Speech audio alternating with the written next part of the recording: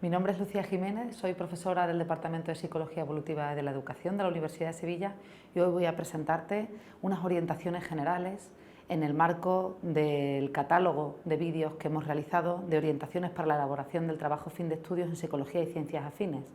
Este es un conjunto de vídeos que está desarrollado en el marco de un proyecto de innovación docente que lleva por título Mejorando el acompañamiento formativo y la transferencia social de los trabajos fin de estudios de la Facultad de Psicología.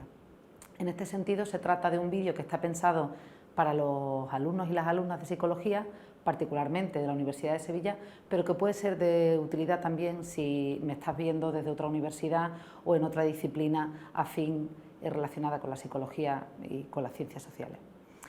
Se trata de unas orientaciones generales y, por tanto, nos vamos a situar a ese nivel, ¿vale? Estas orientaciones están basadas muy fundamentalmente en una guía que coordinamos la profesora Eva Trigo y yo misma, con colaboración con otros compañeros de la Facultad de Psicología, compañeros y compañeras de la Facultad de Psicología, y asimismo también se basa muy fundamentalmente en el manual de publicaciones de la Asociación Americana de Psicología. Así que te remito a esos dos documentos si quieres tener información más detallada sobre las cuestiones que vamos a comentar hoy. Como orientaciones generales y como orientaciones fruto de nuestra experiencia, pues una visión que ni es completa, ni es detallada, ni es total, sino más bien parcial.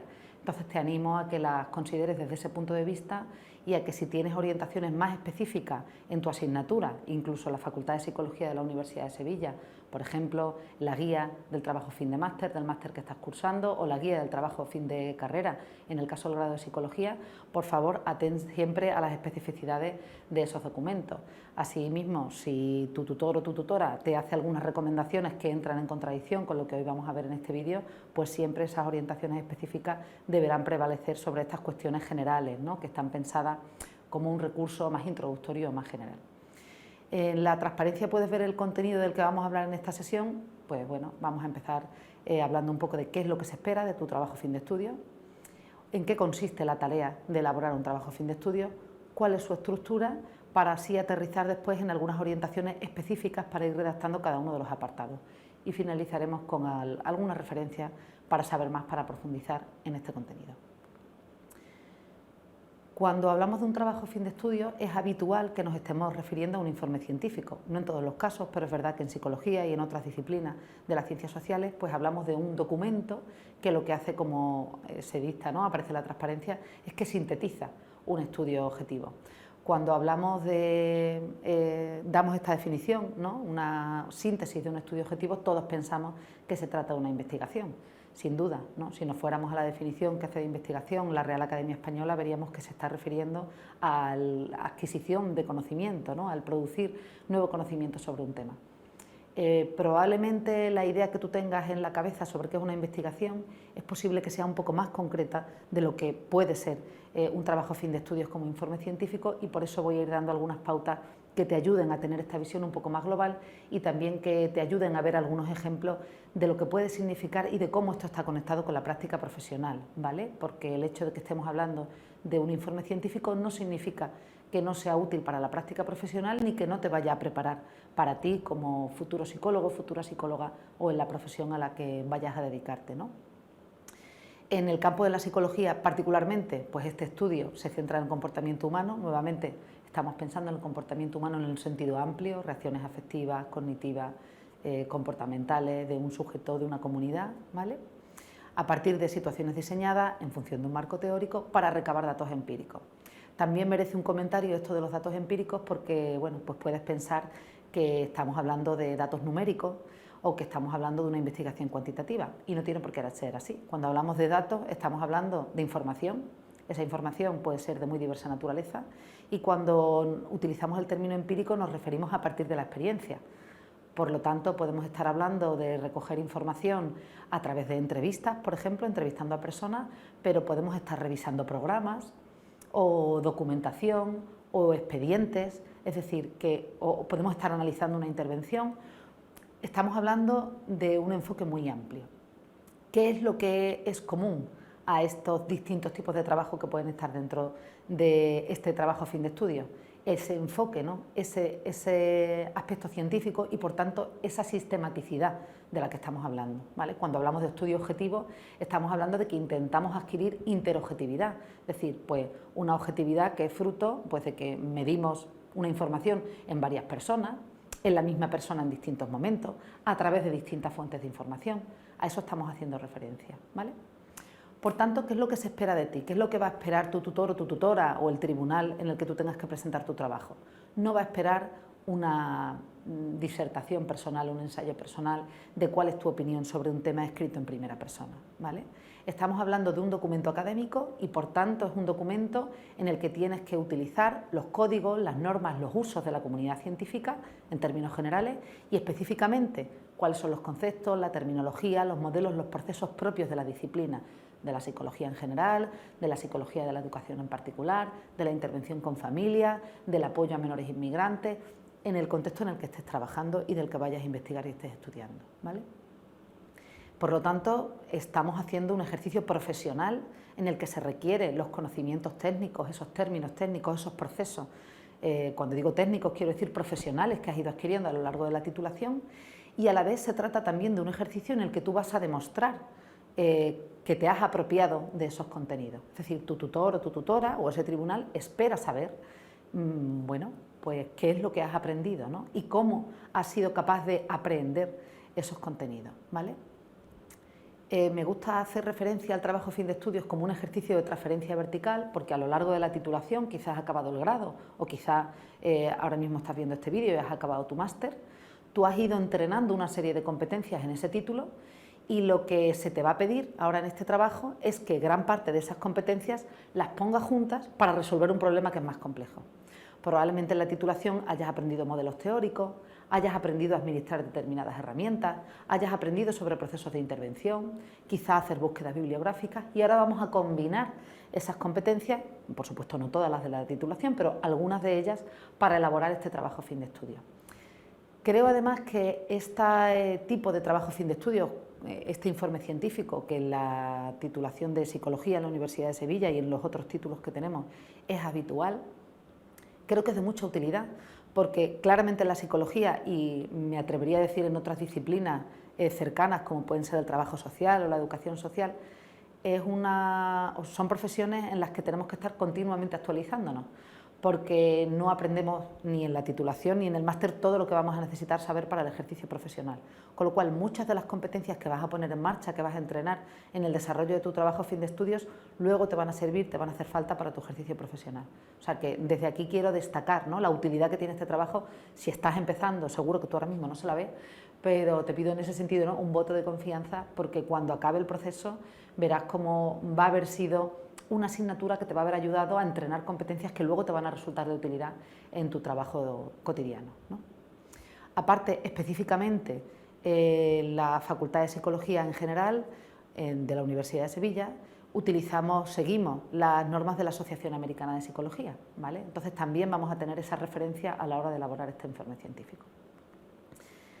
¿De qué tipo de informe estamos hablando? Pues más que de informe en particular o en singular, deberíamos hablar de informes en plural, porque pueden ser estudios primarios, es decir, donde yo vaya y recabe una serie de información, le pregunte a unas personas, observe unas cuestiones, ¿vale? O pueden ser datos secundarios, pues por ejemplo en el ámbito educativo a lo mejor cojo los datos del informe PISA y hago un análisis sobre eso, o cojo una serie de prácticas que ya existen, que han sido registradas y yo las analizo y las reviso. O cojo expedientes, por ejemplo, de niños y de niñas que están en el Servicio de Protección de Menores y hago un análisis de esa información. Es decir, que pueden ser estudios muy diversos, tanto en cuanto a la naturaleza de los datos, pero también en cuanto a la metodología. Puedo tener una aproximación más cuantitativa o puedo tener una aproximación más cualitativa, ¿vale? Y para esto tenemos algunos vídeos en este conjunto de orientaciones. Por ejemplo, hay un vídeo específico que habla de metodología cualitativa, ¿vale?, con lo cual lo puedes consultar, si es el caso de tu trabajo a fin de estudio. De hecho, hay tanta diversidad en este tipo de informes que algunos de ellos tienen ya una nomenclatura específica. Por ejemplo, las revisiones sistemáticas, también hay un vídeo sobre revisiones sistemáticas, los estudios de caso, del cual no tenemos un vídeo, pero en ese documento del que te hablaba antes, ¿no?, de la elaboración de informes científicos en psicología y ciencias afines, puedes encontrar también un capítulo al respecto. Las validaciones de escalas también tienen su propia estructura, su propia nomenclatura, y luego otros tantos que, aunque no tienen una nomenclatura específica, pero que tienen sus particularidades. Podríamos hacer un protocolo, por ejemplo, sistematizar un protocolo en un servicio de intervención, podríamos analizar la implementación de un programa. Es decir, los contenidos son muy diversos, ¿vale? Y me gustaría en ese sentido ponerte algunos ejemplos para que te ayuden un poco si estás empezando a pensar, sí, pero ¿de qué estamos hablando, no? Aquí lo que tienes son los títulos de algunos trabajos de fin de grado y de fin de máster que he tenido la oportunidad de tutorizar y que todos se han movido entre la calificación de sobresaliente y matrícula de honor. O sea, que estamos hablando de buenos trabajos, ¿vale?, que han hecho alumnos y alumnas de la Facultad de Psicología en la US. Por ejemplo, tienes ahí un título que nos habla de cómo es la parentalidad en familias refugiadas en España. Evaluación de necesidades y activos en un centro de acogida, en el Centro de Acogida a Refugiados de Sevilla. Bueno, pues en este caso, por ejemplo, lo que tenemos es entrevistas en profundidad, grupos de discusión, también una observación de los recursos que estaban disponibles en un centro, y a través del análisis de esa información se ha presentado un trabajo fin de estudio en el que se ha sistematizado esa información y se ha devuelto al Centro de Acogida a Refugiados cuáles son las necesidades que tienen estas familias en materia de parentalidad, cuáles son los activos, las fortalezas que esas familias tienen y también las necesidades o debilidades del centro y cuáles son sus recursos, ¿vale? Parecido pero un poco diferente, porque esto que acabo de comentar tiene un enfoque más comunitario, pero con un enfoque más individual o menos comunitario, ¿no? Tenemos otro trabajo, tener un nieto o nieta con trastorno del espectro autista, impacto, necesidades y recursos desde la perspectiva de sus abuelos y abuelas. Pues aquí lo que tenemos son entrevistas en profundidad a abuelos y abuelas que tienen nietos y nietas, ¿no?, con TEA, y lo que hemos hecho es un análisis temático. En el caso anterior era un análisis de contenido y en este caso un análisis temático. Bueno, y hemos sacado temas que son relevantes sobre cuáles son las necesidades, los recursos y cómo viven ellos el impacto de tener un nieto o una nieta con TEA, ¿no? Tenemos también, por ejemplo, un ejemplo de diseño de intervención. Marta Rosales desarrolló este trabajo, solicitantes de asilo en fase de primera acogida, una propuesta de programa de alojamiento. Yo puedo hacer un trabajo a fin de estudios, tú puedes hacer un trabajo a fin de estudios que sea el diseño de un recurso. Claro, tú en el trabajo a fin de estudios como informe científico no vas a contar el pliego de condiciones, cuentas cómo has hecho ese diseño del recurso. En este caso, Marta entrevistó a personas responsables de programas de alojamiento en distintas universidades, revisó los programas y a través de esas dos informaciones, sus informantes eran ahí esos profesionales o esos responsables y esos programas. Con esa revisión de esa documentación, ella diseñó una propuesta de intervención, ¿vale?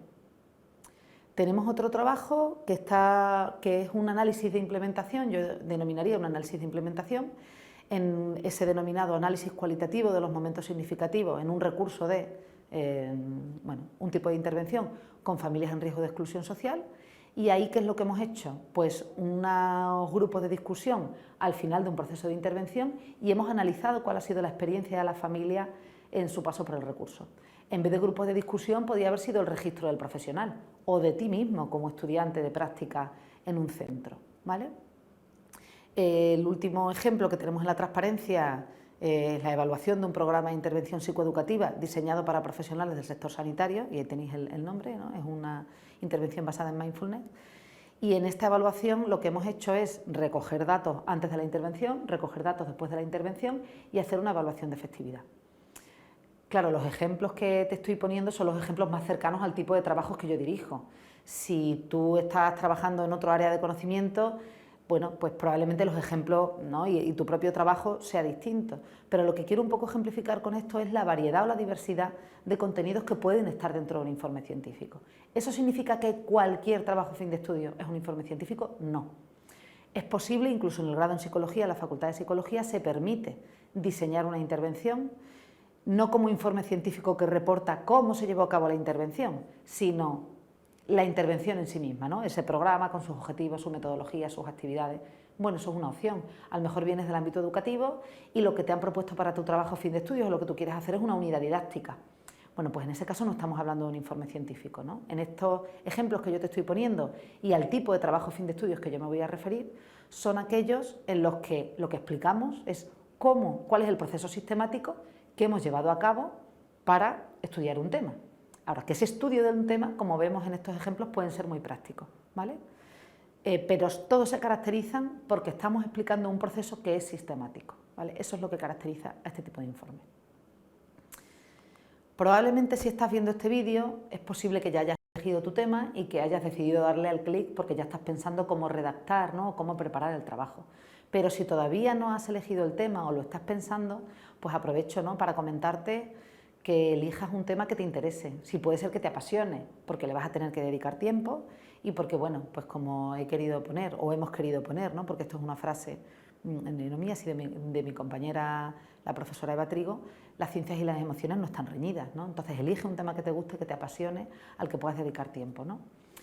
Esto debe estar también balanceado con que las competencias que tú tienes y que tiene tu tutor o tu tutora de tu trabajo estén acordes con el tema que quieres estudiar y también que sea viable. Te pongo algunos ejemplos, ¿vale? Si quieres hacer pues, un tipo de estudio que requiere un análisis de entrevistas en profundidad y un enfoque etnográfico, pues tendrás que saber algo de enfoque etnográfico. Si fuera mi caso yo te diría, yo de etnografía no tengo ni idea. De análisis de contenido, de análisis temático te puedo tutorizar algo, pero con ese enfoque yo no tengo las competencias. Si tú no las tienes tampoco, bueno, pues es difícil que lo podamos llevar a cabo, ¿no? O quieres responder a una pregunta que tiene que ver con utilizar estadística inferencial. Bueno, pues entonces probablemente vas a tener que utilizar el SPSS. Eso no significa que tengas que saberlo todo, ¿no? Para eso estamos también los tutores y las tutoras, para apoyar. Pero sí que, bueno, que hay que hacer ese análisis de competencia. También en cuanto al contenido. Yo tengo alumnos que han llegado y me han dicho, quiero estudiar. Bueno, el ejemplo de Marta es uno que me caía un poco lejos, porque estábamos hablando de familias inmigrantes, creo que refugiadas en particular, si recuerdo bien, estudiantes, perdón, refugiados, ¿vale? Pero el tema del diseño de programas de alojamiento es algo que se escapa de mi conocimiento. Yo decía, bueno, yo trabajo diseñando, asesorando en la implementación, evaluando intervenciones, a ese nivel te puedo tutorizar, al nivel de programas de alojamiento en particular no. Entonces eso es algo que también hay que tener en cuenta, cuáles son las competencias, cuáles son los contenidos de tu tutor o de tu tutora, porque te va a poder orientar mejor, ¿no?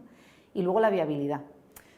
También, pues por poner ejemplos prácticos, ¿no? Un estudiante que me dice, pues yo quiero ir a recoger datos a los colegios porque quiero estudiar, no me acuerdo cuál era el tema, pero supongamos que es la motivación de los estudiantes, ¿no? A la motivación académica. Vale, ¿tú tienes acceso a los colegios? Porque yo no. Es decir, que tenemos que ver una propuesta, ¿no?, de estudio que sea viable, en el que tu tutor o tu tutora te pueda ayudar o en el que tú tengas esos recursos, ¿vale? Eso es importante. Y en todo esto es muy importante, antes decía lo de la confianza, ¿no?, y quiero repetirlo ahora. Confía en tu tutor académico o en tu tutora, porque hemos dirigido muchos trabajos.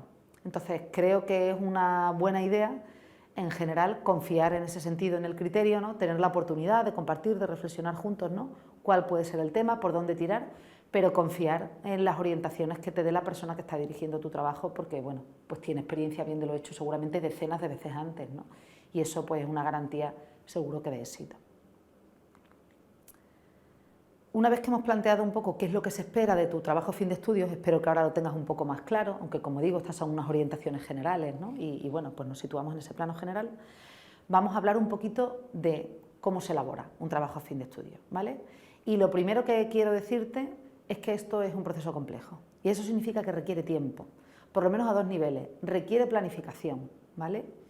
Si pensamos en las distintas convocatorias, bueno, ahora van a cambiar, ¿no? Va a desaparecer la convocatoria de septiembre, pero las convocatorias que hemos tenido clásicamente, cuando a mí me dice un estudiante que quiere presentar su trabajo en junio, yo le digo, pues desde enero como muy tarde tenemos que estar trabajando.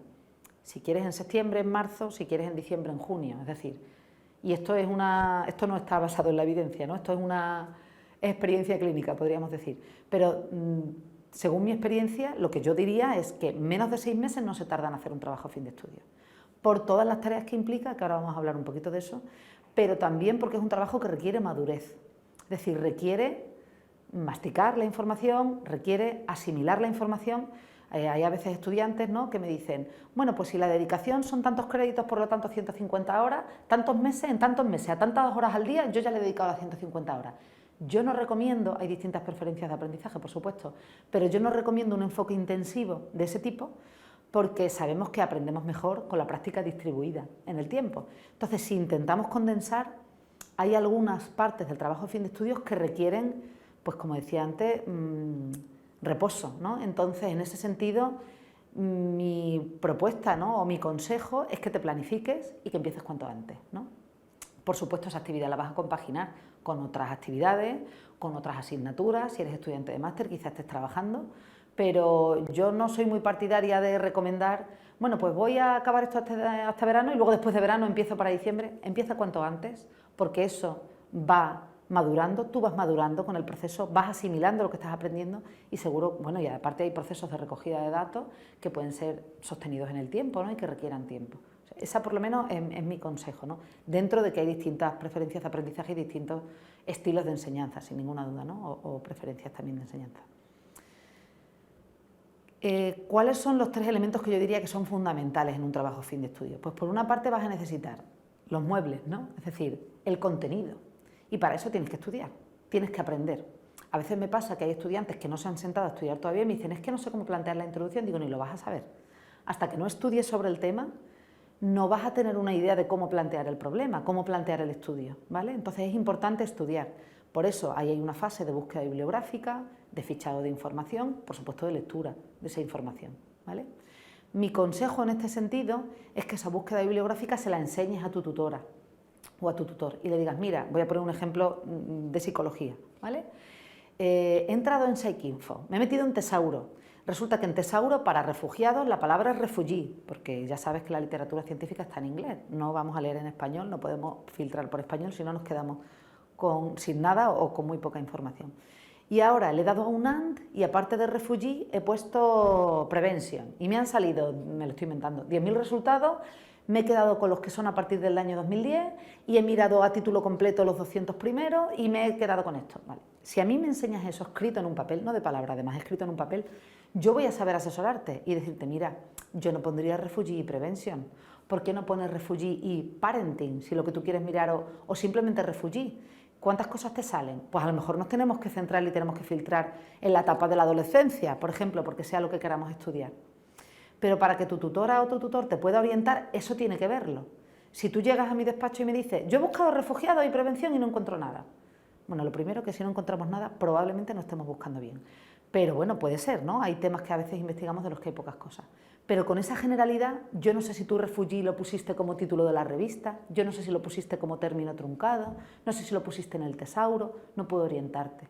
Cuanto más concreta es la estrategia de búsqueda, incluso si la copias, ¿no?, de la base de datos y se la enseñas a tu tutor o a tu tutora, más fácil le va a resultar a esa persona poder acompañarte en ese proceso y poder decirte, pues estás buscando la literatura relevante o no. Aparte de que lo habitual es que tu tutor o tu tutora sea experto en el tema que vas a estudiar, al menos en términos globales, ¿no?, y te pueda dar alguna lectura, facilitar alguna lectura de inicio, ¿no?, para comenzar, antes de empezar a bucear en las bases de datos. Por tanto, esta fase, como digo, más conceptual o esta parte conceptual, que requiere mucho tiempo, que requiere madurez, que requiere integración y que la parte más conceptual, que fundamentalmente va a alimentar la introducción del trabajo, también la discusión, no se prepara, en mi opinión, en una semana. Somos personas con distintas capacidades y con distintos estilos, pero yo diría que es difícil. Otro apartado que es importante y también nos va a llevar tiempo es la recogida y el tratamiento de los datos, sean cuales sean los datos. Imaginemos que vas a analizar los planes de convivencia de los centros educativos en los que has estado haciendo tus prácticas. Pues tienes que ir a los centros, hablar con los directores o con los jefes de estudio, recoger esos planes de convivencia, analizarlos, luego pensar cómo eso lo vas a representar, primero cómo lo registras, luego cómo lo representas, es decir, esa es otra parte que lleva tiempo. Y luego está la fase de redacción. No las estoy contando porque sean secuenciales, porque lo habitual es que se vayan integrando, ¿vale?, y que vayas haciendo varias cosas a la vez, en función del trabajo, de tus preferencias, etcétera, ¿vale? Puedes ir redactando el método, por ejemplo, a la vez que sigues recogiendo datos y estás leyendo, o sea que no son cosas que haya que hacer de forma secuencial. Tu tutora o tu tutor te ayudará seguro en ir secuenciando esas tareas en función de su estilo, y mira, adelanto esta idea que tengo aquí, ¿no?, en función de su forma, de su estilo de acompañamiento y en función también de tus preferencias de trabajo y de aprendizaje, ¿no?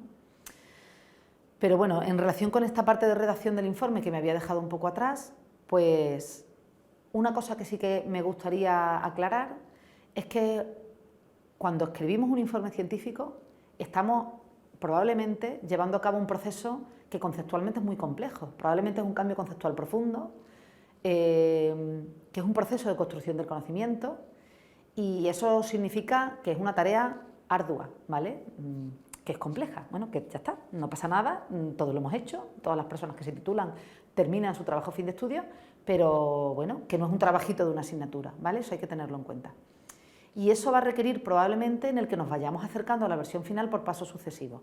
¿Por qué me gusta aclarar esto? Porque a veces la experiencia que hemos tenido, ¿no?, en las asignaturas es que hacemos un trabajo que además normalmente nadie nos revisa, lo escribimos y lo entregamos.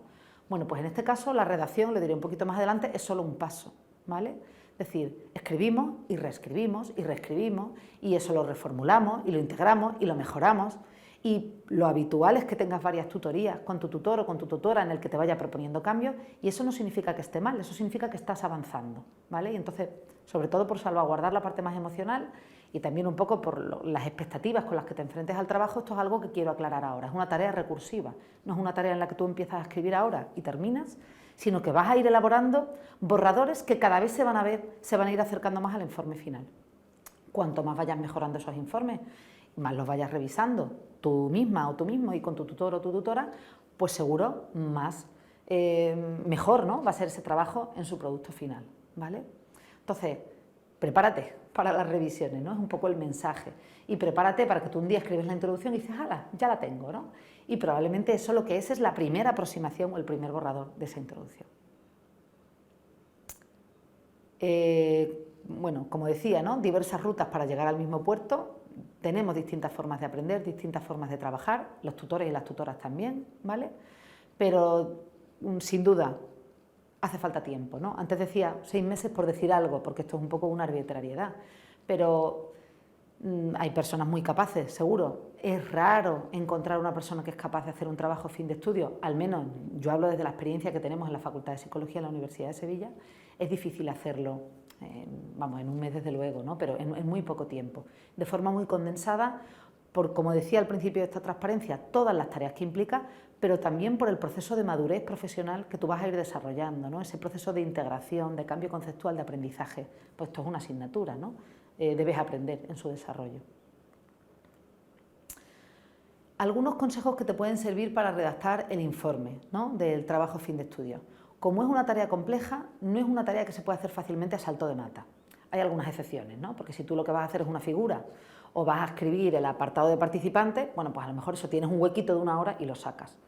Pero sobre todo la parte, me atrevería a decir, de la introducción y de la discusión, y también lo que tiene que ver con la planificación de los resultados, ¿no?, en la que tú tienes que pensar qué es lo que cuento, cómo lo cuento, ahí tienes que traer tantos datos a la memoria de trabajo, tienes que tener tanto presente cuando te sientes a escribir, que deberías planificar varias horas seguidas, ¿no? Pues una mañana, 4 horas, 5 horas, una tarde, también tenemos ahí distintas preferencias, ¿no?, de cuándo nos concentramos mejor, pero piensa que esto es un trabajo al que vas a tener que dedicar varias horas seguidas.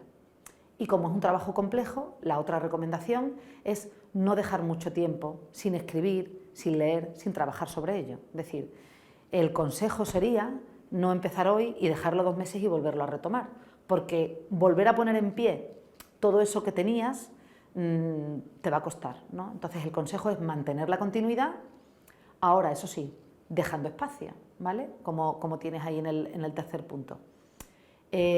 Cuando nosotros estamos escribiendo, añadimos cosas que no están escritas, pero que están en nuestra mente, que creemos que estamos escribiendo. De eso no nos damos cuenta, a no ser que lo dejemos reposar, ¿no?, un par de días, 3, lo que haga falta, o que se lo demos a otra persona que tenga otra visión externa y lo lea.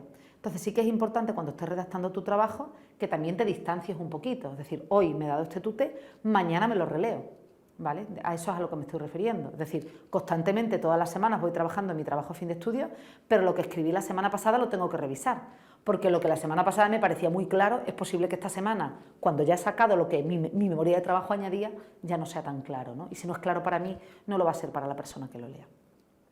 Y si hay momentos en los que te bloqueas, que esto también es natural y pasa, déjalo reposar y retómalo en otro momento, ¿no?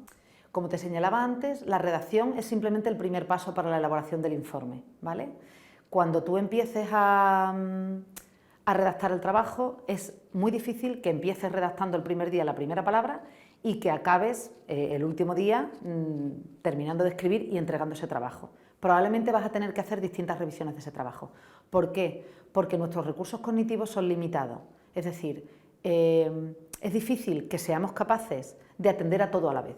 Y yo misma, que como profesora de universidad, gran parte de mi trabajo tiene que ver con redactar informes científicos, no soy capaz de atender a todo a la vez. Probablemente haya una primera fase en la que seas capaz de pensar, bueno, aquí tengo los resúmenes de lo que me he leído, voy a poner junto un poco lo que quiero decir, la estructura de lo que quiero decir. Habrá un segundo momento en el que serás capaz de prestar más atención a la redacción, habrá otro momento en el que podrás atender a los conectores, otro momento en el que te darás cuenta de lo que falta, es decir, que ese trabajo lo vas a tener que revisar varias veces, ¿vale? Algunas de estas revisiones, ¿en qué consisten? Por ejemplo, una de las sugerencias es que hagas una revisión de todo el manuscrito completo, por esto que te decía antes de la memoria de trabajo, es decir, cuando ya has redactado todo, léetelo de seguido, ¿vale? Para ver si tiene sentido, algo que no se entienda, algo que se pasó, ¿vale? Cada vez que entregues un borrador a tu tutor o a tu tutora, haz una revisión de formato, porque los recursos cognitivos son limitados, los tuyos al escribir y los de la persona que lo lee. Si yo estoy leyendo un trabajo que no tiene formato, es probable que eso me despiste, o que tenga errores ortográficos, o que esté mal escrito. No, bueno, es que yo luego ya miraré la redacción, no es que luego yo ya miraré las faltas de ortografía. Bueno, no debería haber faltas de ortografía en un nivel universitario, pero bueno, eso a mí como tutora me va a despistar de la revisión. Entonces, no solo por, creo yo, por ética profesional, sino también por cuestión estratégica, antes de entregar el borrador a tu tutora o a tu tutor, dale formato, numera las páginas, encajétalo y también revisa que no haya errores de distinto tipo, como te digo, tipográficos, ortográficos de distinto tipo. Cuando ya vayas teniendo versiones más definitivas del borrador, te aconsejo que hagas una revisión en papel, porque en el ordenador no se ven los mismos errores que se ven en el papel. Entonces te aconsejo que lo imprimas y lo leas, y seguro que vas a detectar cosas que no detectaste cuando lo veías en el ordenador. Por cierto, en relación con los errores ortográficos, el corrector de Word o del procesador de textos que utilices no es suficiente, porque el tema de las tildes, por ejemplo, no te las va a corregir, ¿vale? Y luego otro consejo, otra recomendación es que le pidas a alguien que lo lea, porque es una voz ajena. Entonces te recomiendo que le digas a un compañero o a una compañera, oye, léetelo y dime si hay algo que no se entienda, ¿vale? ¿Cuál es la estructura de un trabajo fin de estudio? Bueno, cuando estamos escribiendo un informe científico, en este caso un trabajo fin de estudio, estamos contando una historia a una persona que es ajena a tu tema. Entonces no des por supuesto que esa persona sabe ni de qué estás estudiando, ni qué investigaste, ni por qué te interesa, ni cuáles son los datos que recogiste, ¿vale? Estás escribiendo para un lector ajeno, eso es importante. Bueno, hombre, un lector ajeno que entiende el lenguaje de la disciplina, no hace falta que le explique qué es una familia, ¿vale? La definición de familia, si tu tema va de familia, pero sí es importante que entiendas que esa persona es ajena, por lo tanto le vas a tener que ir acompañando en esa lectura, vas a tener que utilizar conectores lingüísticos, vas a tener que ir hilando una idea con otra, necesitamos que haya un hilo del discurso, ¿vale? Estás contando una historia. Me gusta utilizar la metáfora de un reloj de arena cuando hablamos de un trabajo fin de estudio, porque ese trabajo fin de estudios al principio empieza de forma amplia, sitúa el tema de forma global en la introducción, se va haciendo más estrecho, pues supongamos que ese problema es la parentalidad en familias refugiadas, ¿no? Pues yo hablo de la parentalidad en familias refugiadas a nivel global, me detengo específicamente, ¿no? Aterrizo, concreto, pero yo específicamente que voy a estudiar las necesidades y los activos de las familias que están en el CAR. Pues ahí he aterrizado en el método y los resultados muy concretitos y ahora en la discusión y las conclusiones vuelvo a resituar ese trabajo tan concreto que yo hice en el marco más global. Cómo lo que yo estudié da respuesta a ese problema, ¿vale? En concreto, ¿cuáles son los apartados que tiene el trabajo? Bueno, pues aquí tienes los apartados generales, ¿no? Que suelen ser habituales. Pues un título, resumen, palabras clave, una introducción, que es la fundamentación teórica, qué se sabe y qué falta por saber, por qué estás estudiando el tema, por qué no es porque el tema me interese, sino en el sentido de qué es lo que falta por saber que yo estoy aportando. Este apartado se redacta en presente, ¿vale? El método del estudio, qué hiciste y cómo, se redacta en pasado, porque es una tarea concreta que hiciste en un momento determinado. Los resultados que obtuviste también se redactan en pasado, ¿vale? Porque es algo concreto, puntual. Y luego la discusión y las conclusiones, que es cuando analizamos los resultados en relación con la evidencia que tú contabas en la introducción. ¿Qué relación hay lo que yo he tenido con lo que dije que ya existía, ¿no? Y aquí se utiliza un poquito el presente y un poquito el pasado, ahora hablaremos de ello. Luego hay un apartado de referencias bibliográficas, que es la bibliografía que has ido consultando y citando a lo largo del informe. Y para estas referencias bibliográficas tenemos un vídeo específico, ¿vale? Sobre normas APA. Y si hace falta, pues apéndices. Los trabajos fin de estudio se suelen redactar en tercera persona del singular.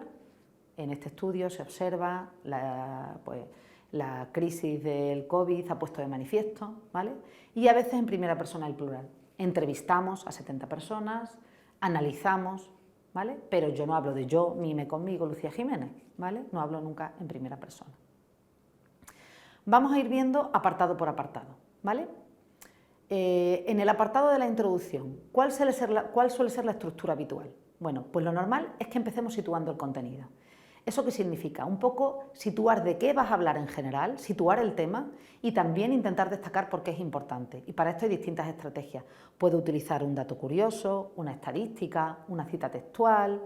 Por ejemplo, Baldwin definió el apego como... ha habido una mayor crisis de refugiados desde la Segunda Guerra Mundial en la actualidad, en el que ha habido tantos desplazamientos. El impacto de vivir con una persona con autismo es grave porque... o este problema está señalando la importancia, ¿vale? Y habitualmente al hilo de eso dices, en este trabajo se analiza y cuenta, no el objetivo en particular, pero sí en general un poco de qué va a ir el trabajo. Luego el cuerpo de la introducción es lo que tienes en el segundo punto, cuáles son los conceptos, las relaciones, las evidencias más relevantes respecto a tu trabajo. ¿Qué se sabe sobre eso? Si tú quieres estudiar la autoestima en niños y niñas de familias en riesgo, me tendrás que definir qué es una familia en riesgo, probablemente qué es la autoestima. ¿Qué se ha dicho sobre cómo es la autoestima en otras investigaciones previas? Quizá en la población general y en familias en riesgo en particular, ¿vale? Una vez que tenemos toda esa parte teórico-empírica, ¿vale?, que es ese segundo punto, señalamos las lagunas. ¿Qué es lo que falta por saber? Hasta aquí yo no he hablado de mi estudio.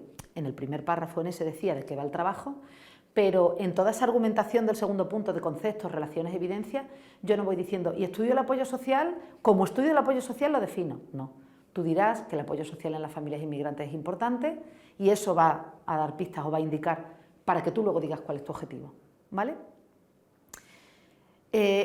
Por tanto, después de toda esa evidencia que tú no estás justificando en función de tu estudio, ya llegas a decir cuál es la laguna que hay y yo qué voy a aportar. Bueno, pues si resulta que este programa que ya existía no tiene una adaptación online, yo voy a aportar la adaptación online.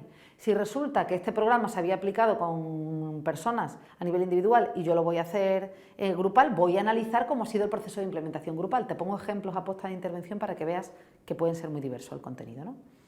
Y ahora sí, acabamos con los objetivos. Los objetivos son la conexión entre la introducción y el método. ¿Qué es lo que yo voy a hacer? Con ánimo de superar estas lagunas, para contribuir a generar más conocimiento sobre este tema, finalizo con lo que yo voy a aportar. ¿Cuáles son los objetivos de mi trabajo? A veces se ponen hipótesis o expectativas de resultados. Depende de la naturaleza del trabajo, también de lo que te diga tu tutor o tu tutora, ¿vale? Yo no soy muy amante de las hipótesis y de las expectativas de resultados, pero para otras personas son como obligatorias. Entonces fíjate en las orientaciones de tu asignatura en particular y también de tu tutor o de tu tutora, ¿vale? Algunos consejos para la redacción de la introducción. Esta es una de las tareas más complejas, no en cuanto a tiempo, pero sí en cuanto a tarea de construcción del conocimiento, ¿no? Entonces, mi consejo es que lo hagas por pasos sucesivos, como te decía antes. Vas a ir leyendo, vas a ir fichando, y la estrategia que yo utilizo con mis estudiantes es lo primero decirles que me hagan el esqueleto, la estructura de la introducción. Y en la medida de lo posible, una vez que la consensuemos, que nos mantengamos fieles a esa estructura. Porque luego esa estructura tú la puedes ir enriqueciendo, puedes ir añadiendo información, ¿vale? Pero si yo digo que voy a empezar situando, pues hablando de la crisis de refugiados, voy a hablar de la condición de refugiado, el sistema de protección internacional, cómo dentro del colectivo de refugiados las familias son un colectivo particularmente vulnerable, cómo se les apoya a través de programas de promoción de parentalidad positiva. Existen estas experiencias de parentalidad positiva, pero sin embargo no contamos con, yo qué sé, evidencias de su efectividad y por tanto lo que yo voy a hacer es aportar esas evidencias y estos son mis objetivos. Si esa es tu estructura, que por supuesto la acabo de simplificar, mantente en ella, porque eso te va a evitar que repitas información en distintos sitios, te va a ayudar a saber dónde te faltan datos, ¿vale? Luego vas a poder ir enriqueciendo y también va a facilitar que vayas avanzando, que no vayamos para atrás, ¿vale? Por lo tanto, esa estructura que luego vamos enriqueciendo y de la que vamos depurando la redacción y luego revisando, revisando y revisando, ¿vale? Cuando hablaba antes de que es un trabajo a fin de estudios, te decía que se espera de ti que seas capaz de demostrar que has comprendido los contenidos. Es decir, por un lado, queremos saber de los estudiantes que habéis estudiado, que domináis, como decía, la terminología, los conceptos, y por eso hay que citar a lo largo del texto y luego hay que referenciar. Eso es un síntoma de calidad. no estamos inventando la pólvora, vamos a referenciar los autores que hemos leído, las autoras que hemos leído, pero también capacidad de integración, ¿vale? Una integración que es argumentada. Y te digo algunos ejemplos en cuanto a las referencias. Imagínate que tú estás estudiando un problema en una población que no se ha estudiado antes, las competencias parentales en familias refugiadas. Bueno, puedo dar datos de las competencias parentales en otras familias en situación de vulnerabilidad, por ejemplo, ¿vale? ¿Qué otras cosas puedo referenciar? Algo que no se ha estudiado a nivel empírico, pero sí a nivel teórico. Por ejemplo, pues se sabe que, no sé, los modelos de socialización parental o los modelos de apego, pero no hay ningún programa de intervención que siga ese modelo teórico. Vale, pues acabas de dar un argumento teórico de por qué tú vas a trabajar en eso. Si todo eso no es posible, podrías dar alguna argumentación práctica. Tienes que buscar una argumentación de lo que tú vas a trabajar, de cuáles son tus objetivos, ¿vale? Es decir, cada idea en la introducción tiene que estar apoyada por referencia. No podemos tener párrafos de opinión en lo que no haya ninguna cita, ¿vale? Es importante que en esa introducción te refieras a todos los objetivos que tú te vayas a plantear. Si yo quiero estudiar, como decía antes, la autoestima, la diferencia entre chicos y chicas y la diferencia en función del nivel de estudio, por decir una cosa bastante simple, que es poco probable que sea tu TFE, pero si ese es el caso, yo tendré que hablar, no solo definir la autoestima, tendré que decir cómo es la autoestima en chicos y en chicas, qué estudios hay que han estudiado eso, y qué papel juega ahí el nivel de estudio. ¿Por qué digo esto? Porque habitualmente en la introducción nos quedamos en la generalidad, definimos qué es la familia, definimos qué, si acaso, una familia en riesgo, la crisis de los refugiados, pero luego de lo que tú tienes que hablar, que es de los programas que hay de apoyo, de en qué mecanismos de cambio se basan esos programas, de lo específico que te va a ayudar, cómo se implementan esos programas, si es que tu TFE es un análisis de implementación, eso no, claro, es lo más difícil, nos lo dejamos fuera, ¿vale? Entonces deberías ser capaz de identificar en tu introducción cuándo estás hablando de cada uno de tus objetivos, ¿vale? Por supuesto que son objetivos que tienen que ser excluyentes, no me puedes decir dos objetivos que evalúen lo mismo, examinar la efectividad y examinar el impacto. Si es lo mismo, no me lo digas dos veces. Una cuestión de la escritura científica es que tiende a ser concisa, ¿vale? Intentamos ahorrar palabras y que sean operativos, es decir, que sean específicos. Recordando esto que te decía de redactar una historia con un hilo conductor, aquí hay algunos consejos, ¿no? Por ejemplo, redacta en función de los contenidos, no de los autores. A veces nos encontramos un trabajo en que dicen, pues la familia Palacios la define como, y Rodrigo la define como, y Pepito la define como, y Dali la define como. Yo no quiero 4 definiciones de autores. Dime, pues la familia se ha definido en función de esto o en función de lo otro, si quieres. Y en este trabajo se apuesta por esta definición. Pero yo no quiero escuchar la voz de 8 autores, quiero escuchar tu voz, qué es lo que tú tienes que decir, y para eso tienes que integrar, ¿vale? O cuando presentas estudios, en este estudio se encontró esto, y en este estudio se encontró esto, en este estudio se encontró esto, y en este estudio se encontró esto. Vale, ¿me lo puedes por favor sintetizar? Pues los estudios que se han hecho hasta ahora, evaluando la efectividad de las intervenciones basadas en mindfulness, han puesto de manifiesto que hay cambios en el estrés, pero sin embargo no se ha estudiado todavía si generan cambios en la inteligencia emocional. Me lo estoy inventando, ¿vale? Sin repeticiones, como tienes en la transparencia. No buscamos hablar de lo mismo en varios sitios. Si este es el párrafo en el que se da la evidencia empírica de efectividad de los programas, todo lo que vayas a poner tiene que ir ahí. No me puedes hablar un poquito de efectividad aquí y luego más abajo, ¿vale? Por eso el tema de la estructura es tan importante. A veces puede ser de utilidad tener subsecciones dentro de la introducción, porque a veces hay saltos tan grandes entre un contenido y otro que ayuda a tener subsecciones, ¿vale? Y luego tengo ahí tachado lo de las citas textuales porque suelen ser un síntoma de poca calidad. Entonces yo no te recomiendo que hagas muchas citas textuales. A lo mejor la definición de familias en riesgo de la ley de protección, bueno, pero si hay 4 citas textuales en tu introducción, depende de la naturaleza del trabajo, pero probablemente es un síntoma de falta de capacidad de integración personal. Para mí sería una falta de poca calidad del trabajo. Igual que si hubiera, por ejemplo, pocas citas de autores o igual que si hubiera... el contenido estuviera organizado en función de los autores y no de los contenidos, ¿vale? La redacción. Vámonos al método. En el método lo que estábamos contando, te recuerdo, es qué es lo que he hecho y cómo lo he hecho. Eso que permite a otra persona replicar lo que tú has hecho y también comprobar la fiabilidad y la validez de lo que has hecho, ¿vale? La estructura del método puede variar en función del tipo de informe. Clásicamente, aquí tienen los apartados participantes, instrumentos, procedimientos, que además suelen estar presentes casi siempre en los estudios empíricos cuantitativos. Pero que, como digo, puede existir variabilidad, ¿vale? Pues si es una revisión sistemática, si es una validación de la escala, puede que estos apartados tengan sus apartados o puede que se llamen de otra forma. Para eso, habla con tu tutora o con tu tutor, para eso mira cómo aparecen otros informes que tú te estés leyendo, otros artículos, otros trabajos que hablen de lo mismo, que sigan ese tipo de estudios, ¿vale? Por lo tanto, estas orientaciones que te estoy dando son muy generales y tómalas así, luego tendrás que especificar en función de tu trabajo. ¿Pero qué se cuentan participantes habitualmente? Bueno, pues queremos describir quién ha dado la información. Pueden ser personas, pueden ser programas, pueden ser expedientes, la información puede ser páginas web, ¿vale? Los informantes, pueden ser, no tienen por qué ser personas necesariamente, ¿vale? En los estudios primarios cuantitativos se pone el tamaño muestral. Si son personas, se cuentan las características sociodemográficas más importantes, las que tengan que ver con el estudio, pues si tienen los ojos azules o marrones, a lo mejor nos da igual. Sí que se suele dar información relacionada con el sexo, ¿vale? Esto es un elemento importante para el tema de la visibilidad, ¿vale? De las diferencias de sexo. Y si los hay, pues se habla de cómo se han formado los grupos. En relación con los instrumentos, lo que vamos a contar de los instrumentos es cuáles son las herramientas que yo he utilizado para llevar a cabo este estudio. Aunque luego tú no los utilices todos en tu TFE, en tu trabajo fin de estudio, se suelen describir todos los instrumentos que ha habido en el estudio, ¿vale? Y se da información básica sobre los instrumentos, el nombre, quién es el autor, qué es lo que mide, si mide distintas cosas, cuáles son esas distintas cosas, cuántos indicadores, en qué formato de respuesta y se suele dar algún ejemplo de indicador, ¿vale? Cómo se ha aplicado de forma individual, grupal, cómo se ha respondido en entrevista autoadministrada y cuánto tiempo de aplicación. Esto me vale para un cuestionario tipo Likert, pero me vale para una rejilla de observación, me vale para una entrevista semiestructurada, me vale para cualquier instrumento de evaluación. Estoy generalizando, pero en términos generales me vale, ¿vale? ¿Por qué digo esto? Porque a veces hay estudiantes que cogen una rejilla de observación y ponen un párrafo. Digo, bueno, dime cómo se llama la rejilla, quién la ha diseñado, qué mide, qué dimensiones, cuál es el formato, cuántos indicadores, se puede responder a las mismas preguntas, ¿vale?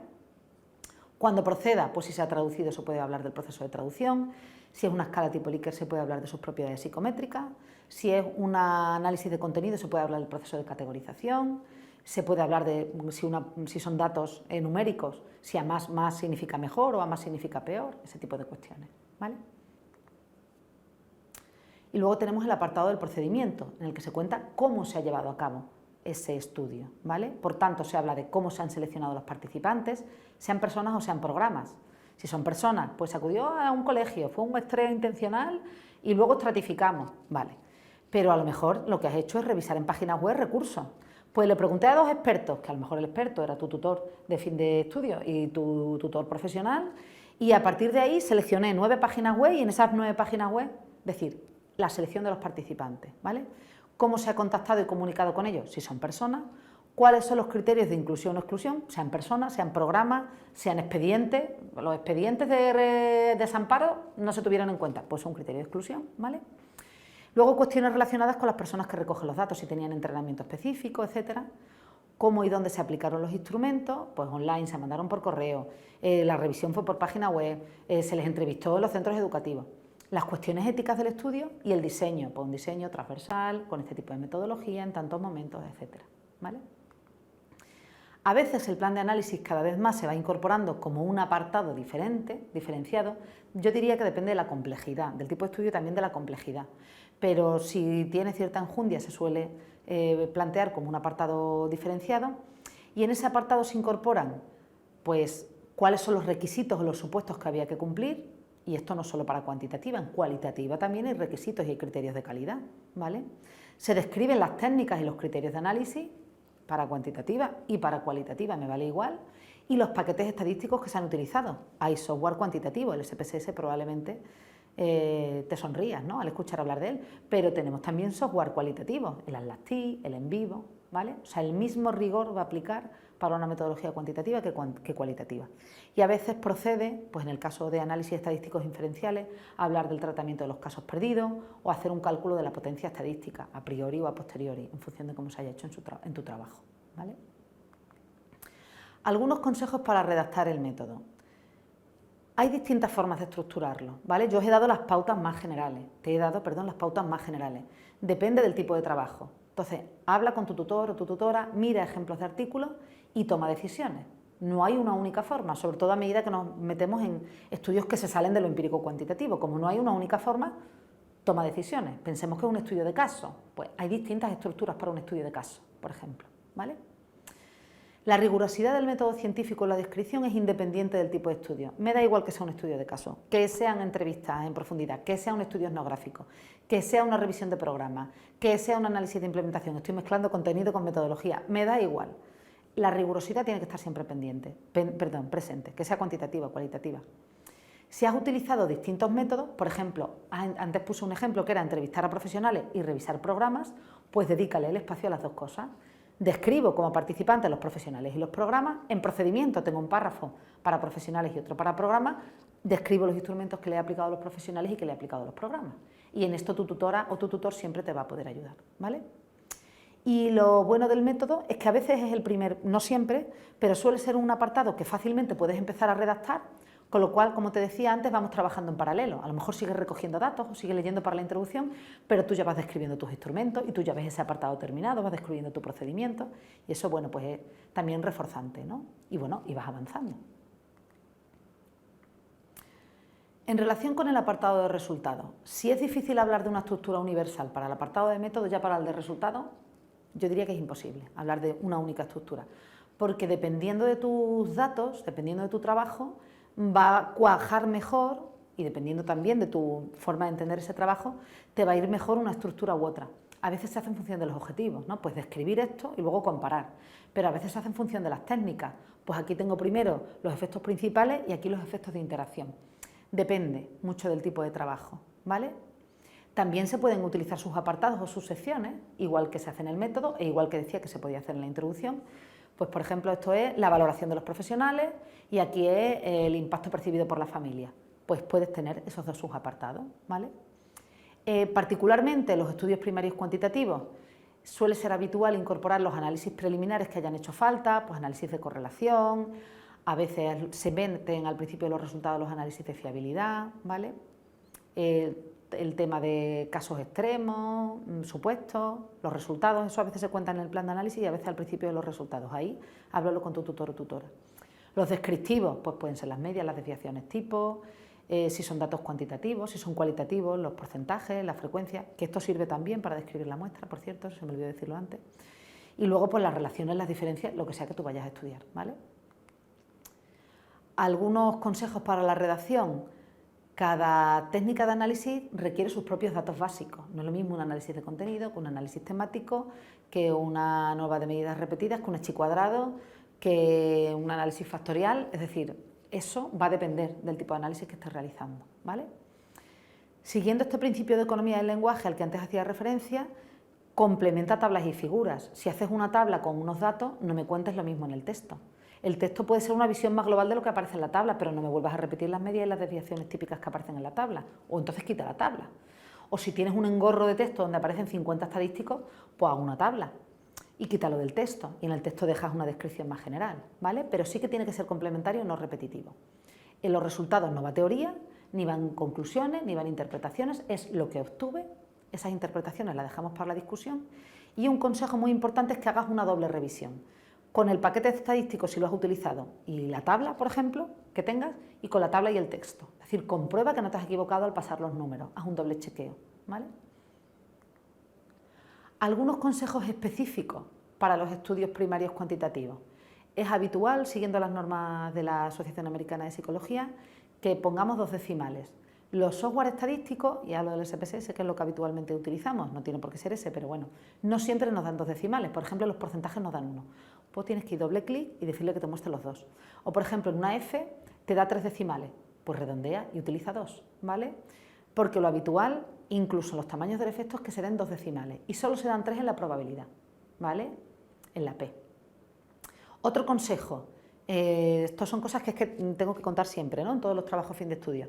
Si haces figuras, el eje de ordenadas debe representar el rango teórico posible. Si la escala va de 1 a 5, yo recomiendo las puntuaciones ponderarlas en función del número de ítem para que si la escala iba de 1 a 5 siga yendo de 1 a 5, de 1 a 4 o lo que sea. El 1 es el valor mínimo y el 5 es el valor máximo, porque si tú utilizas lo que te da el SPSS o haces una figura con el Excel, que es lo que yo recomiendo, ¿no? Desde el Word o el procesador de texto que utilices, te va a poner a lo mejor de 2 a 4, se van a magnificar visualmente las diferencias. Entonces, excepto un efecto de interacción que está representado precisamente para enseñar las diferencias, lo habitual es que el rango sea el teórico de la escala. y luego, por favor, doble clic encima, botón derecho, mostrar etiquetas de datos en número con 2 decimales, ¿vale?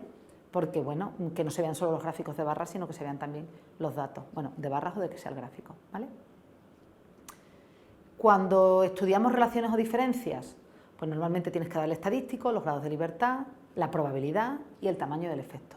Y en relación con esto quiero hacer una mención de esta tabla que preparó la profesora Eva Trigo para la guía a la que antes hacía referencia, en el que normalmente el tamaño del efecto y la significatividad van de la mano. Y entonces, si no hay efecto y no hay significatividad, bien.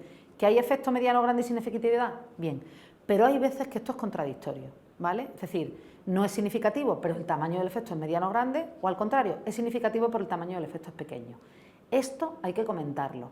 Y luego habrá que tomar precauciones en la discusión, ¿vale? Porque, bueno, los resultados no son concluyentes si nos pasa esto, ¿vale? Así que ese aviso para navegantes. Bueno, vamos llegando al que sería el último apartado del trabajo, el apartado de discusión, en el que habitualmente se empieza haciendo un recordatorio de los objetivos. Este trabajo pretendía examinar cuáles son las principales necesidades y fortalezas de las familias refugiadas. ¿Y en qué consiste fundamentalmente el cuerpo de la discusión? Pues obviamente, como indican, ir discutiendo los distintos objetivos, los distintos resultados. ¿Cómo los vamos discutiendo? Pues hacemos un resumen de resultados, ahora desgrano un poquito más, ¿vale? Decimos si eso está en relación o no con lo que habían encontrado otros estudios y damos una explicación. ¿Por qué digo esto? Porque a veces en la discusión nos quedamos en un resumen de resultados. Y los niños tenían más autoestima que las niñas. Muy bien, esa es la primera parte, pero tú no has discutido nada. ¿Eso contradice los estudios que tú pusiste en la introducción? ¿Va en la línea de los estudios que pusiste en la introducción? Y si no tienes ninguno en la introducción, revisa la introducción porque te falta información, ¿vale? Para poder hacer la discusión. A veces pasa que hay que mejorar la introducción después de escribir la discusión. Y dame una explicación. Y la explicación no puede ser siempre metodológica. No sé si os lo he puesto aquí en la siguiente transparencia. Porque si es siempre metodológica, bueno, lo mismo es que la muestra no era suficiente. Vale, pero a lo mejor has encontrado un dato. La primera vez que encontramos, ¿no?, en España que teníamos unos índices de obesidad infantil no muy positivos, pensamos que era un problema metodológico. No, no, es que los índices de obesidad infantil han aumentado. Cuando encontramos algo que no esperábamos, estamos encontrando conocimiento. Y como además esto es una situación de aprendizaje, es un simulacro, tenemos que intentar responder a eso. A lo mejor era de verdad porque la muestra era pequeña, pero dame un argumento teórico. ¿Por qué puede ser que hayas encontrado algo que no era lo que esperaba? Esto de encontrar algo que no esperaba nos molesta, pero verdaderamente es lo que genera conocimiento. Así que no te preocupes porque eso no invalida tu trabajo ni hace que esté peor, ¿vale?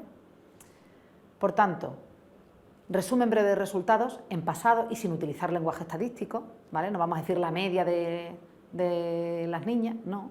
Vamos a decir las niñas presentaban más autoestima, ¿no? Se ha observado una mayor autoestima y ahora lo discutimos en presente porque son como conclusiones que van a tener validez a lo largo del tiempo, ¿vale? Esto contradice resultados anteriores y una posible explicación, pues no lo sé, es que después de la COVID esto ha cambiado y por supuesto todo eso va a tener que llevar su cita o su referencia, sea más a nivel teórico, más a nivel empírico, utilizando esas estrategias que te daba para la introducción, ¿vale? La forma de organizar la discusión tampoco es única. Yo suelo recomendar organizarla por objetivos, pero no siempre vale. Hay veces que es mejor hacerlo por áreas temáticas, por contenido. Esto depende de tu trabajo y mi propuesta es que tengas una estructura, que tengas una idea de cómo hacerlo, se la presentes a tu tutor o tu tutora y la discutas con él o con ella, ¿vale? Por tanto, empezamos resumiendo cuáles eran los objetivos, los discutimos, ese cuerpo de la discusión, y luego señalamos fortalezas, limitaciones del estudio y futuras líneas de trabajo. Esto suele ser un párrafo y no se ponen 50 limitaciones, ¿vale? Y se habla de las limitaciones solo ahí, que a veces vamos hablando de las limitaciones a medida que vamos discutiendo los objetivos. No, las limitaciones se comentan solo en ese párrafo. Y normalmente se dice, bueno, en definitiva, este trabajo ha aportado tal, a pesar de eso tiene algunas limitaciones, señalamos las 2, las 3 más relevantes y también señalamos las fortalezas. Sin embargo, cuenta con fortaleza, ¿vale? Pues esta y esta otra, ¿vale? En relación con las limitaciones se suelen aportar futuras líneas de trabajo, ¿no? Pues si decimos lo de la muestra, que tiene que, no, lo de la muestra no vale siempre, porque si tenemos suficiente potencia estadística no vale que hayamos dicho lo de la muestra, pero imaginamos que dejamos lo de la muestra, podemos decir que una futura línea de trabajo es hacerlo con más muestras. O si no teníamos grupo control, pues incorporando un grupo control. Se suelen hablar de esas futuras líneas de trabajo. Y luego se acaba con el mensaje para casa, es decir, con las conclusiones finales, que pueden ser un subapartado dentro de la discusión, donde, por cierto, en la discusión también puede haber sus epígrafes o sus secciones, o no, lo que tú prefieras y tu tutor o tutora prefiera. Y la conclusión puede ser, las conclusiones pueden ser un subapartado o pueden ser simplemente el último párrafo, ¿vale? Estas conclusiones incorporan las aportaciones más importantes del trabajo, a partir de la evidencia, es el mensaje para casa, es decir, es la conclusión principal. No me hables en las conclusiones de las limitaciones, ni de lo que hay que hacer en el futuro, porque eso no es lo principal que tú has hallado. Lo principal que tú has hallado, ¿qué es? ¿Que las niñas son un colectivo más vulnerable para la promoción de la autoestima? Pues eso es lo que hay que poner. ¿Cuál es además mi recomendación? Que en la medida de lo posible vayan apuntando a las implicaciones prácticas, que a veces las implicaciones prácticas tienen un párrafo aparte o un subapartado aparte. ¿Vale? Pues si las niñas son un colectivo vulnerable, hay que trabajar más con ellas.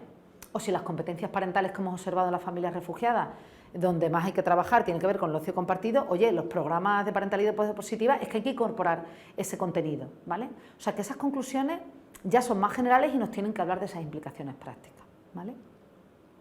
Como digo, pueden ser un subapartado aparte o simplemente se puede llamar discusión y conclusiones o discusión y llevarlas dentro, o un apartado ser discusión y otro conclusiones.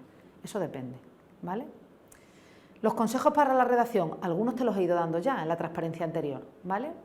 Recuerda que con esa metáfora del reloj de arena, aquí estábamos resituando el tema en general.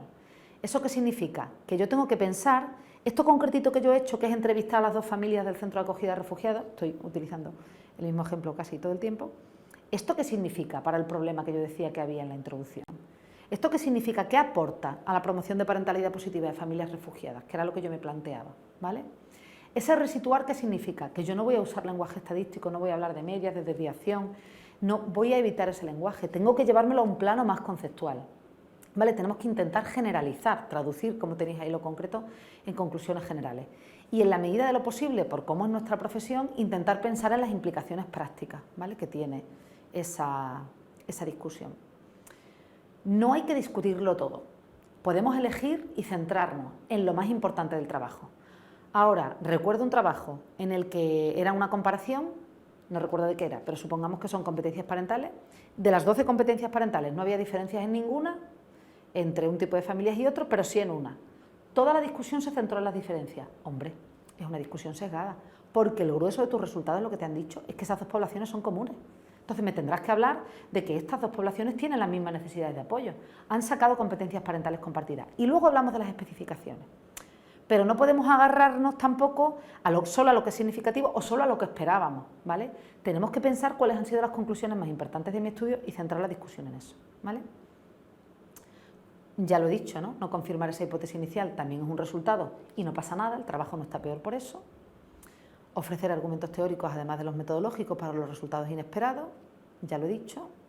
Hay veces, cuando nos encontramos estas cosas, ¿no?, estos resultados inesperados, que sirve presentar las dos caras de la misma moneda y haberlo hecho también incluso en la introducción.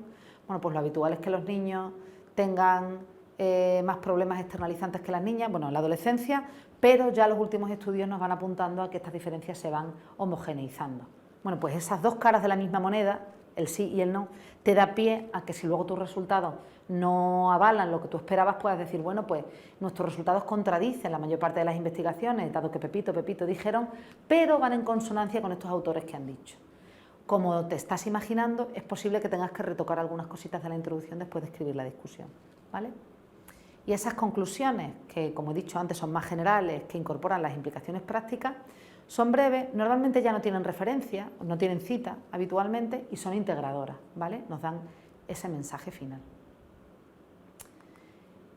Me he dejado para el final lo que en realidad en un trabajo fin de estudios tú ves al principio, que es el resumen, las palabras claves y el título, pero está ordenado en función de cómo hay que hacerlo, es decir, esto se hace al final, ¿vale?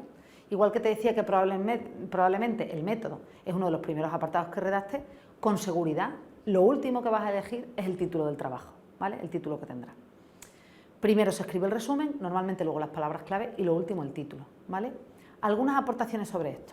El resumen es breve, suele tener entre unas 150 y 250 palabras, mira la guía específica de tu asignatura a ver qué es lo que te pide, pero habitualmente se sitúa en torno a eso, y debe dar información de cada apartado, un poquito de introducción, un poquito de método, un poquito de resultados y un poquito de discusión, aunque de la discusión la generalidad que digas es se examinarán los resultados en función de la evidencia empírica disponible, pero algo hay que decir de la discusión, ¿vale? Respecto a la introducción, Normalmente en el resumen sí que se señala la laguna, ¿vale? Es decir, que yo digo, por ejemplo, las familias refugiadas son un colectivo vulnerable que requiere apoyo, no sabemos todavía o no se han diseñado programas basados en evidencias para apoyarlas. En este trabajo se presenta una propuesta, ¿vale? El gap, la laguna, se suele poner de forma explícita y vigila que tenga un hilo conductor, que tenga sentido, ¿vale? Normalmente, si son un estudio primario cuantitativo, se suele dar la muestra y se habla, no hay por qué decir los nombres de los instrumentos, no se suelen poner citas en el resumen, pero al menos sí las dimensiones que vas a evaluar y en general que has encontrado, ¿vale? Palabras clave, de 3 a 5, pues igual es una estimación. Cuando hablamos palabras, pero puede ser una expresión. Por ejemplo, puede ser prácticas basadas en evidencia, puede ser una palabra clave, ¿vale? Riesgo de exclusión social, puede ser una palabra clave. Yo te recomiendo que las contrastes con tu tutor o con tu tutora y sobre todo que mires otros artículos que tú hayas leído, otros trabajos parecidos sobre tu tema, porque te va a dar pistas. También piensa en cuáles son las palabras que utilizaste en tu búsqueda, porque eso te puede orientar. Y luego lo último que escribimos de todo el trabajo, que es el título. Lo primero que leemos, pero lo último que escribimos. ¿Por qué? Porque es la mayor destilación, ¿no? El mayor resumen que hacemos es en el título, que debe ser autoexplicativo, es decir, tiene que tener información, qué estoy estudiando, con qué población y con qué metodología normalmente, ¿vale? Debe ser conciso, por lo tanto ir al grano, debe ser claro, a veces se utiliza un punto, 2 puntos o una coma, ¿vale? Para facilitar. Debe ser técnico, debe utilizar el lenguaje de la disciplina y bueno, debe ser atractivo, ¿no? Por eso hablamos de eso del valor añadido, para que capte la atención de la persona que lo vaya a leer. Bueno, pues hasta aquí lo que quería contarte, aunque he intentado ir un poco rápido, como ves es mucha información, con lo cual te invito a revisionar este vídeo si lo necesitas y también te invito a que profundices si quieres en los 2 documentos fundamentales en los que se ha basado. Has visto que en la presentación yo he ido citando Jiménez y Trigo, Trigo y Jiménez, porque hacía referencia a los capítulos 1 y 2 de ese documento que tienes ahí, elaboración de informes en psicología y ciencias afines, así que desde aquí también mi agradecimiento a la profesora Eva Trigo, porque bueno, las ideas que os he estado contando hoy son compartidas, no son mías. Y bueno, te animo a que leas este documento y también a que leas el manual de la Asociación Americana de Psicología. Ahí tienes otros documentos que te pueden resultar de utilidad para, bueno, que también reincorporan orientaciones generales para la redacción de trabajos académicos, no específicamente trabajo fin de estudio, pero trabajos académicos, y también te recuerdo que tienes algunos vídeos específicos para distintos tipos de estudios o para apartados concretos, como es el caso de la referencia bibliográfica o como es el caso, por ejemplo, de determinados tipos de análisis. Tenemos algunos vídeos informativos para ello. Y también tenemos una píldora, que no lo dije al principio de la presentación, pero hay una píldora informativa específicamente, si tu trabajo no es un informe científico, sino una unidad didáctica, una propuesta de intervención, hay una píldora informativa específica para propuestas de intervención. Espero que te haya resultado de utilidad y muchas gracias por tu atención.